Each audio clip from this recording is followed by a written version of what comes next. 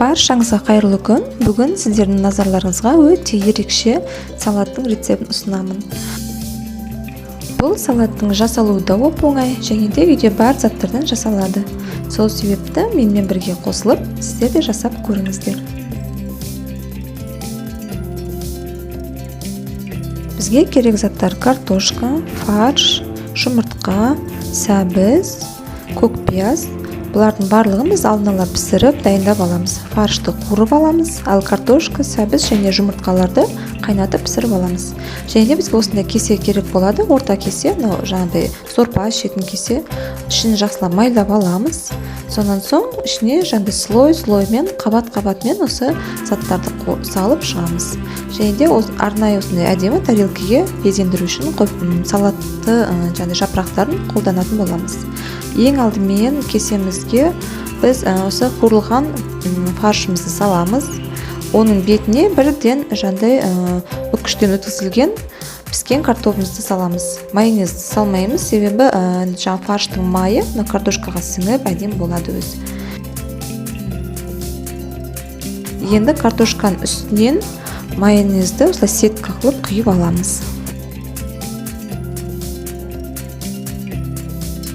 Картошкадан кейін көкпиязымызды осылай төсеп шығамыз.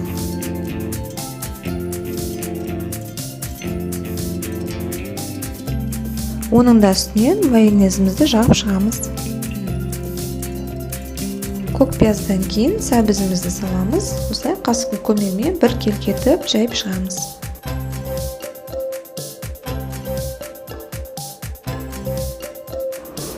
Тағы да майонезімізді жағып шығамыз. Ендігі кезекте осы піскен жұмыртқамыздың үккіштен өткізілген түрінде жартысын ғана саламыз, жартысын алып қаламыз. Осылай әр слойдан соң жаңағыдай майонезімізді жағып отырамыз. Тек қана жаңағыдай фарштан кейін біз майонез жақпаймыз, себебі фарштың өзінің майы жаңағыдай картошкаға сіңіп әдемі болады. Енді келесі кезекте фаршымызды саламыз, қалған фарштың барлығын салып, бір тегіс қылып жайып шығамыз.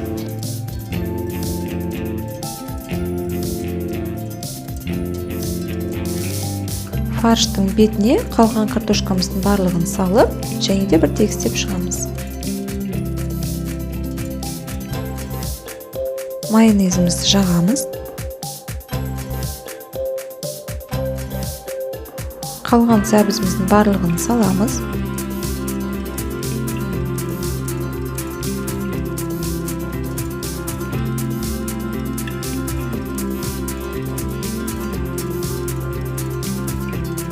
Міне бізде ең соңғы қабат және қалған осы жұмыртқамыздың барлығын салып, бір тегістеп аламыз.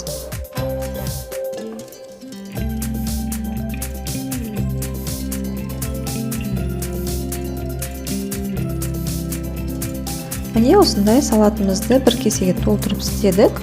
Енді жаңа дайындап қойған тарелкеміз үстіне салат жапырақтарын төсеп, әдемілеп, оның үстіне бірден осылай аударып аламыз. Және үстінен сәл-сәл ұрғылаймыз, жаңағыдай түсіп салатымыз түге түсу үшін. Жайлап алып қарасаңыздар, міне осындай біздің салатымыз дайын болды. Бетіне әсемдігі үшін кішкене ғана осындай көкпияз турап сепсеңіздер болады.